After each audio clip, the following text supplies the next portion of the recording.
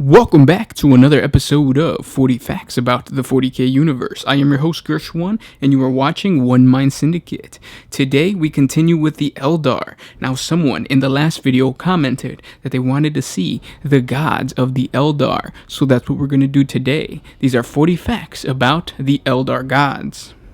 The pantheon of Eldar gods is considered to have been destroyed by the creation of Slaanesh. While the Eldar still revere all the gods of the pantheon and preserve their stories within their mythic cycles, they do not call on them for aid or hope for their intervention any longer. Sometimes known as the Phoenix King, Asuryan was the king of the pantheon of all Eldar gods, while the mythical cycle seems to indicate that he held sway over all others. He was nevertheless consumed by Slaanesh in the warp, being the last to be consumed. He is often depicted in relation to fire and light, his chief symbols. Among Asuryan's contributions to the Eldar was the ability to manipulate psychic energy. After he made a barrier separating the Eldar and the gods between the warp and the material universe, Asuryan's heart was said to have been heavy with reluctance. Before his comatose imprisonment in Slaanesh's stomach, Asuryan performed one of his greatest acts, binding his psychic might to the Eldar, preventing Slaanesh from absorbing all of his power. The psychic power bound into them by Asuryan gave the Eldar longer lifespans and a stronger control of their psychic abilities, but it decreased their fertility, leading the race to begin a slow decline. Kala Mensha Cain, god of war, is one of the only 3 surviving gods of the Eldar. In the old pantheon, he was the second only to Asuryan himself in power, and was often shown as the enemy of Vol. Asuryan was so appalled by his murder of Eldanesh, a mortal Eldar, that he cursed Cain and made his hands drip eternally with the blood of the slain, so that everyone would remember that he had done this. While his counterparts were all devoured, Cain took up his great sword and did battle with Slaanesh. Cain was not strong enough to destroy Slaanesh, but he was too powerful to be defeated. Instead, his psychic signature in the warp was broken and scattered into pieces. These pieces were driven from the warp, where they have done battle and come to rest in the heart of the infinity circuit of each craft world. These pieces of the god became the avatars of Cain. In time of war, the Eldar can awake him to lead them into battle, though the price is the sacrifice of an exarch life, for the avatar needs to possess a physical body to enter the material universe.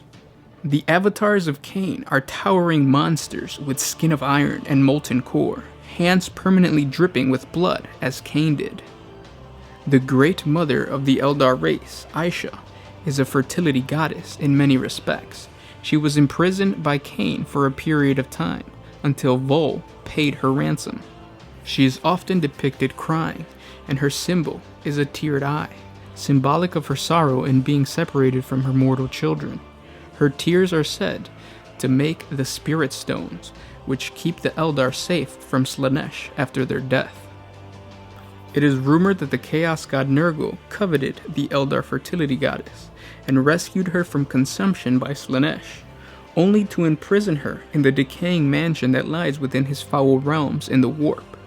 Nurgle cares for Aisha by feeding her the various diseases he creates, only for her to whisper the cures for each one to the mortals when his back is turned. The artificer of the Eldar gods, Val, is one of the central gods of the Eldar pantheon and an enemy to Cain. In order to purchase the freedom of Kuranos and Aisha, Cain demanded 100 blades from the smith god. Vol was unable to finish the last blade in time, and so hid a mortal blade amid the others of immortal craftsmanship. This fooled Cain long enough to get Aisha and Kuranos to freedom, but when he realized he had been tricked, he cried out for vengeance. Vol finished the final blade, Anaris the Dawnlight, and took it to do battle with Cain. Though it was the greatest of swords, Cain was the better warrior and crippled Vol. The smith is often shown chained to his anvil, the punishment that Cain set upon him. The other surviving god of the Eldar pantheon, Segorok, also known as the Laughing God, the Great Harlequin, the Great Fool, and the First Fool, was a consummate trickster and the artist of the Eldar gods. While most of the Eldar gods were destroyed by Slaanesh during the fall of the Eldar, according to legend, this deity survived because his mocking nature distanced him from the collective psychic corruption and descendants of an ancient Eldar empire that birthed the chaos god Slaanesh. Other legends tell that during the fight between Slaanesh and Cain, the Laughing God hid behind Cain for protection, and in the aftermath of the struggle, the Laughing God fled into the webway where Slaanesh could not find him. He still resides there and is the only being in the universe who knows exactly where every door in the webway leads. As the master and patron god of the mysterious Harlequin, the Laughing God is the only Eldar god that still remains in his original form.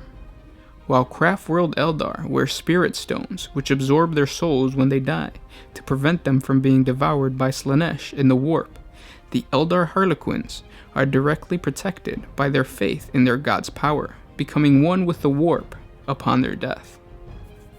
The only exception to this are the Harlequin Solitaires, whose souls must be won from Slaanesh after their death by the Laughing God. Ened is a dreamer, the embodiment of a possibility that has yet to be realized. He is the god of death and rebirth. Some Eldar seers believe that when the last Eldar dies during the Ron Dandra, Ened will be born from the warp with the strength of all the Eldar souls stored in the infinity circuits of the craft worlds and the world spirits of the Exodites. The Rana Dandra, or the End of All Days, in the Eldar lexicon, is the legendary final battle of the Eldar race against Chaos that will end with the destruction of both, as prophesied in the Eldar mythology. Ened will then have the power to destroy Slaanesh forever in a final battle, thus correcting the mistakes which led to the fall of the Eldar, and allowing the race to be reincarnated into the universe free of the taint of chaos. Kornos, god of the hunt, was the father of the Eldar race and the companion and consort of Aisha. He is often shown in conjunction with hounds, hawks, and other trappings of the hunt. Along with Aisha, the goddess of the harvest, he too was imprisoned by Cain. Gia was a female Eldar god that existed within the pantheon of the Eldar race. She is noted for being the consort of the twin deities, Cain, the bloody-handed god, and Asurion, the Phoenix King. Hoek is revered amongst the near-invisible assassins known as the Eldar Pathfinders. The mysterious wandering Eldar divinity known as Hoek is said to be one with the webway, and has walked the paths between planets since the stars themselves were young. Lilith, also known as Lilikarth, the maiden Lilith was the goddess of dreams. The serpent god is an animalistic creature of secrets who knows all there is to know in the universe. He is venerated by the Exodites. The scorpion god is an animalistic creature of defense, brother of Cobra. He is venerated by the Exodites. The cobra god is an animalistic creature of destruction whom does not care who is caught in his wake. He is venerated by the Exodites. The crone goddess Moria Heg is the consort of Cain, and the third in the trinity of female Eldar goddesses, who appear as an ancient and withered creature who holds the fate of mortals inside a skin-ruined pouch. In Eldar myth, she sought to partake of the wisdom contained in her divine blood. She manipulated Cain to cut off her hand so that she might drink deep of her own vitals. With this deed, Morai Heg gained the knowledge that she sought, and in return, Cain gained the aspect of the Banshee. The original homeworlds of the Eldar that were lost to the Eye of Terror after the fall became known as Crone Worlds, a reference to this goddess. The inhabitants of Craftworld, Ibraziel, are noted for being followers of Morai Heg. And those were 40 facts about the Eldar gods. I hope you enjoyed the pantheon of Eldar gods. Thank you for commenting and suggesting this topic. I know it's been a topic that has been requested for quite some time. So thank you for all those that commented and requested this topic. It was really fun to research. Please keep doing that so I know what type of videos to put out for you guys. So please comment down below. If you haven't subscribed to the channel yet, please subscribe so you can get new Warhammer 40K content every single day. Now we're trying really hard to put out more videos for you guys, so please jump on over to Patreon and support us. With your support, we can give you guys more lore videos, and we have a couple cool video ideas on the way. So please jump on over to Patreon. Link is in the description. Thank you so much if you're already a subscriber for liking, sharing, and commenting. And I'll catch you guys in the next one.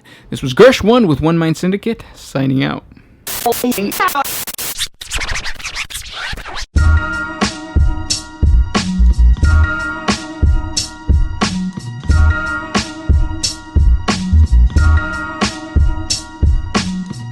Thank you for staying to the end of the video. Welcome to the battle pit. This is where I ask you guys a question. Who would win in a fight between two characters or two squads? And you guys comment down below and give me your best response. For this, or for today, I am asking you guys who would win in a fight. The Avatar or an Avatar of Cain versus Imhotep from The Mummy Returns or the Mummy series. He is the bald guy who possesses really awesome powers. So who would win in a fight? An Avatar of Cain versus Imhotep from the Mummy series. Please comment down below. The winner or the guy with the best comment will get a shout out at the end of the week when we give you all the results of the previous battle pits. So please subscribe to the channel to get that awesome video at the end of the week, and I can't wait to read your comments. I'll catch you in the next one.